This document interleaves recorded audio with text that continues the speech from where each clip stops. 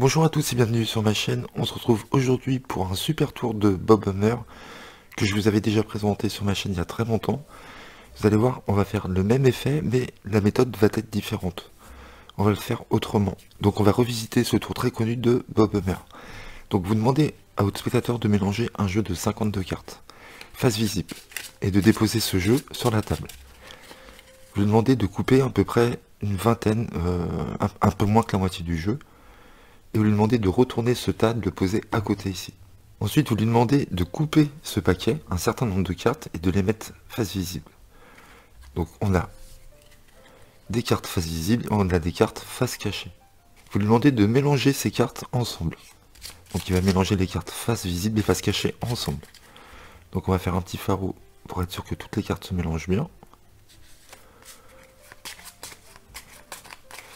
Dès qu'il a fini de mélanger, vous reprenez les cartes en main, vous éventaillez les cartes et vous lui montrez qu'il y a un certain nombre de cartes face visible et face cachée des deux côtés. Donc dès que le spectateur a fini de mélanger, vous reprenez les cartes en main et vous coupez le jeu et vous dites vous avez mélangé et vous lui montrez qu'il y a un certain nombre de cartes face cachée, face visible des deux côtés.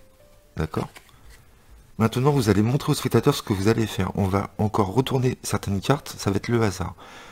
On va couper 3 fois, vous dites ça au spectateur. Donc vous lui montrez qu'on va couper à peu près le quart du jeu ici, retourner ces cartes-là et les mettre dessus. Maintenant on va couper la moitié, un peu plus qu'avant. On va retourner les cartes ici et on va couper maintenant les 3 quarts du jeu ici. Ok?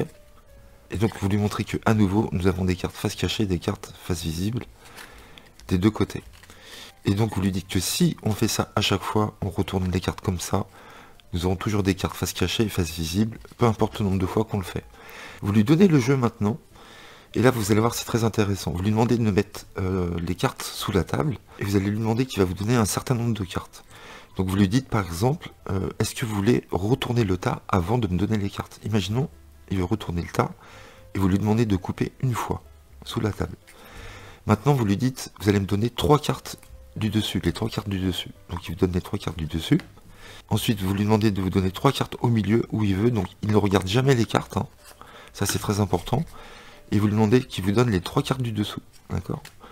Ici. Et donc, il a un certain nombre de cartes dans les mains, et vous lui demandez de les retourner dans sa main comme ça. Et de les mettre sur le tapis, à côté du paquet du magicien. Et donc ce qui serait fou à ce moment-là, c'est que le spectateur ait le même nombre de cartes face cachée ici, et le magicien aussi. Et donc le spectateur prend les cartes en main et il va compter le nombre de cartes face cachée. Donc on en a 1, 2, 3, 4, 5. Et le magicien va faire pareil. 1, 2, 3, 4 et 5. Exactement pareil. Donc ce tour est connu, mais cette méthode je la connaissais pas. Voilà. Donc c'est vraiment génial. Comme d'habitude, c'est du grand Bob Hammer. Donc pour faire ce tour et pour que ça marche, vous prenez un jeu de 52 cartes, c'est un tour impromptu. Le spectateur mélange, vous lui demandez qu'il dépose les cartes face visible et vous lui demandez qu'il coupe une vingtaine de cartes. Donc il ne faut pas trop qu'il coupe un gros nombre de cartes. Pourquoi? Parce que vous allez voir.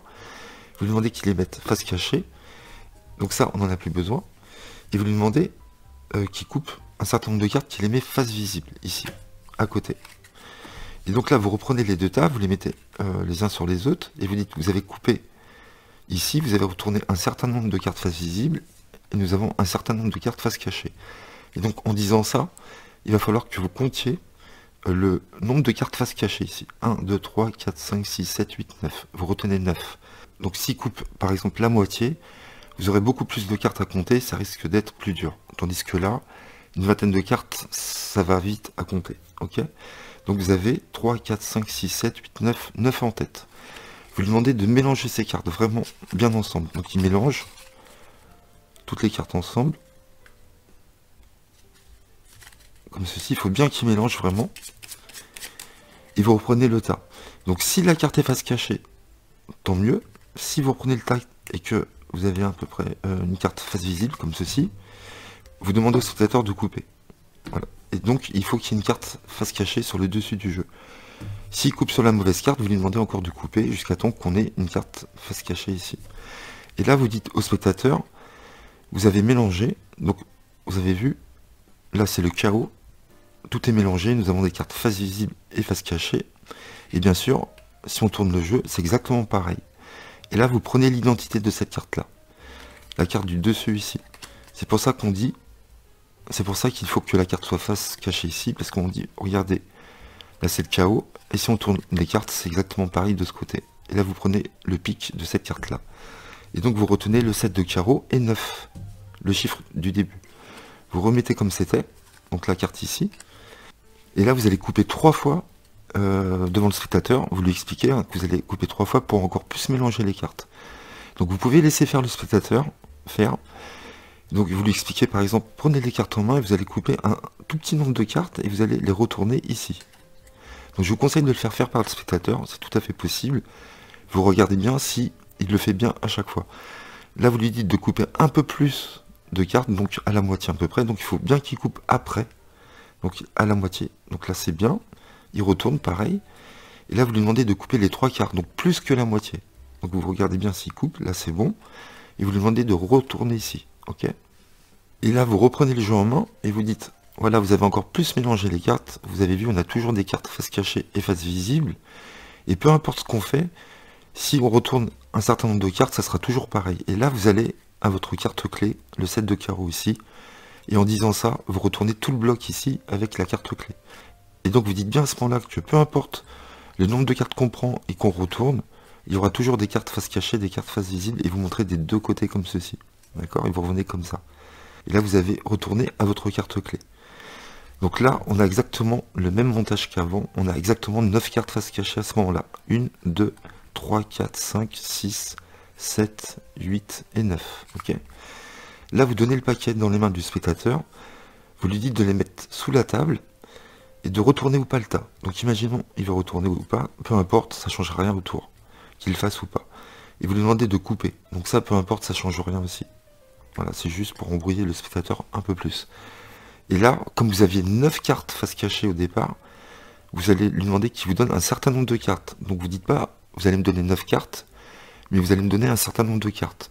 Et donc là, vous faites ce que vous voulez. Vous pouvez lui dire, donnez-moi 2 cartes au-dessus, 2 cartes au milieu, ça fait 4, et 5 cartes en dessous. Vous faites ce que vous voulez. Ou 3 cartes au-dessus, 3 cartes au milieu, 3 cartes en dessous. Ou alors vous lui dites, prenez 3 cartes où vous voulez, encore 3 autres cartes et encore 3 autres cartes où vous voulez. Il peut prendre où il veut. On s'en fiche, en fin de compte, où il va prendre des cartes. Peu importe où le spectateur va prendre les cartes, les 9 cartes ici, ça marchera à tous les coups. Ok. Donc là, imaginons, vous lui dites, allez, donnez-moi les 3 cartes du dessus. Donc là, il l'a coupé. Hein. Il peut couper encore, il n'y a pas de problème. Plusieurs fois. Vous lui dites, donnez-moi les 3 cartes du dessus. Il vous donne les 3 cartes du dessus. Il les pose sur la table. Vous lui dites, donnez-moi 3 cartes au milieu. Donc, sans regarder, il va prendre 3 cartes au milieu, sans les tourner, et il vous les donne. Et vous lui dites, donnez-moi les 3 cartes du dessous. Donc, c'est plus facile de dire, donnez-moi les 3 cartes au-dessus, au milieu et en dessous, pour un spectateur qui n'a pas l'habitude de tenir les cartes, et en plus qui le fait sous la table. D'accord? Ça sera moins contraignant, plutôt que de lui dire, donnez-moi 3 cartes où vous voulez, encore 3 cartes où vous voulez. C'est plus facile qu'il les prenne au-dessus, au milieu et tout en dessous. Voilà. Et donc là, vous lui demandez, alors normalement, vous reprenez les 2 tas ici, et vous dites, on va regarder les 2 tas ensemble, et normalement, vous devez retourner ce tas-là. Mais moi, je pense que c'est bien de dire au spectateur, là, vous avez un certain nombre de cartes en main, vous allez les retourner dans votre main, retourner toutes les cartes. Je pense que c'est bien de le dire au spectateur plutôt que de faire la manip, et de faire la manip, comment dire. Je pense que c'est bien de le dire au spectateur plutôt que vous fassiez la manip secrètement, sans que ça se voit devant le spectateur, alors que là, il vient de le faire lui-même. Là, vous récupérez les 2 tas, et donc là, c'est fini. Et donc là, vous lui demandez de compter le nombre de cartes face cachée. On va faire un petit ruban. Donc 1, 2, 3, 4. Et vous faites pareil. 1, 2, 3, 4. Voilà, ça marchera à tous les coups. C'est fabuleux, c'est du Bobummer. J'espère que vous avez aimé. N'hésitez pas à liker, à commenter et à vous abonner à ma chaîne. À très bientôt, merci.